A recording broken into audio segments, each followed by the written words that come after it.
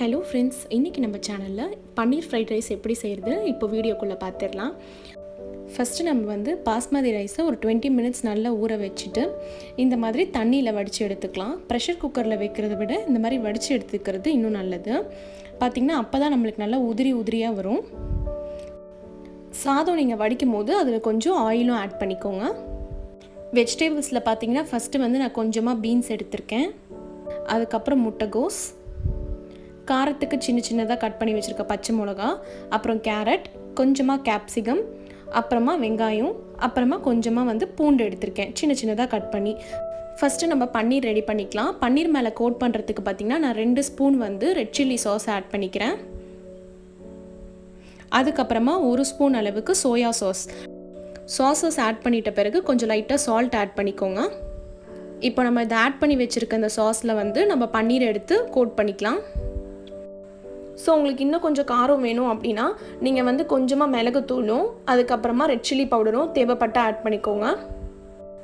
நான் சாஸஸ் மட்டும்தான் ஆட் பண்ணியிருக்கேன். இப்போ நம்ம இந்த கோட் பண்ணி எடுத்துருக்கிறத வந்து தோசை தவாவில் அப்படி இல்லைன்னா நார்மலாக ஏதாவது ஒரு பேனில் வந்து கொஞ்சமாக ஆயில் சேர்த்து நீங்கள் நல்லா ஃப்ரை பண்ணிக்கோங்க. ரொம்ப ஆயில் ஆட் பண்ண வேணாம், கொஞ்சமாக ஆயில் ஆட் பண்ணியே நீங்கள் வந்து ஃப்ரை பண்ணிக்கோங்க. நம்ம எப்படி வந்து பன்னீர் டிக்கா பண்ணிடுவோமோ அதே மாதிரி பண்ணிக்கோங்க.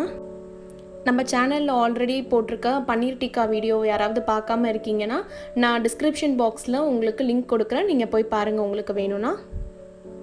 ஸோ நம்ம பன்னீர் நல்லா ஃப்ரை ஆகிடுச்சு. ஸோ இந்த மாதிரி வந்தோன்னே நீங்கள் ஆஃப் பண்ணிவிட்டு தனியாக எடுத்து வச்சுருங்க.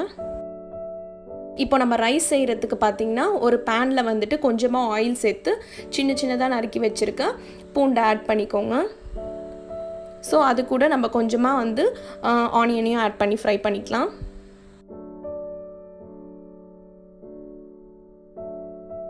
ஆனியன் நல்லா ஃப்ரை ஆனதுக்கப்புறம் நம்ம எடுத்து வச்சுருக்க எல்லா வெஜிடபிள்ஸையும் ஒன்று ஆட் பண்ணிடலாம். கண்டிப்பாக இதே வெஜிடபிள்ஸ் ஆட் பண்ணணும்னு இல்லை, நான் போட்டிருக்க வெஜிடபிள்ஸில் உங்களுக்கு ஏதாவது பிடிக்கலன்னா அது கூட நீங்கள் ஆட் பண்ணாமல் உங்களுக்கு பிடிச்ச வெஜிடபிள்ஸை சேர்த்து பண்ணிக்கோங்க. குழந்தைங்களுக்கு கொடுக்க போகிறீங்க அப்படின்னா அவங்க வந்து சாப்பிடாத காய்கறி எது இருக்கோ அதை வந்து இதோட ஆட் பண்ணி கொடுங்க. பச்சை வாசனை போகிற அளவுக்கு நல்லா காய்கறியை டீப் ஃப்ரை பண்ணிக்கோங்க.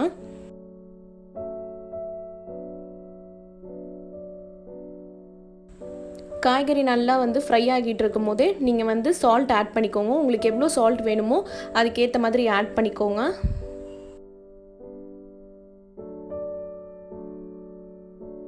நெக்ஸ்ட்டு பார்த்திங்கன்னா எடுத்து வச்சுருக்க கொடை மிளகாவை நான் ஆட் பண்ணிக்கிறேன்.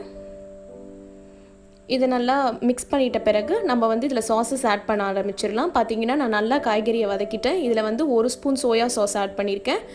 அப்புறம் கொஞ்சமாக வந்து ரெட் சில்லி சாஸ் ஆட் பண்ணிக்கிறேன்.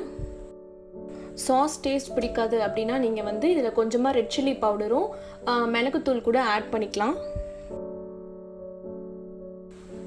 நம்ம வடித்து வச்சுருக்க சாதத்தை வந்து நல்லா ஆற வச்சுட்டு இதில் ஆட் பண்ணலாம். பார்த்திங்கன்னா நல்லா உதிரியாக இருக்குது.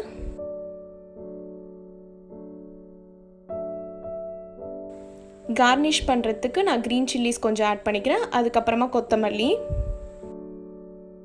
அதுக்கப்புறம் நம்ம ஃப்ரை பண்ணி எடுத்து வச்சுருக்க பன்னீரையும் இதில் சேர்த்து ஆட் பண்ணிக்கலாம்.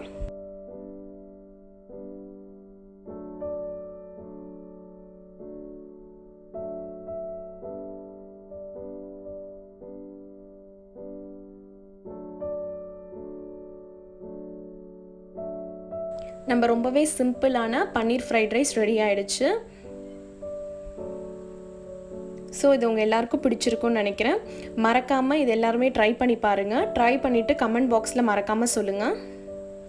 லைக் பண்ணுங்கள், ஷேர் பண்ணுங்கள், சப்ஸ்கிரைப் பண்ணுங்கள். Thank you friends.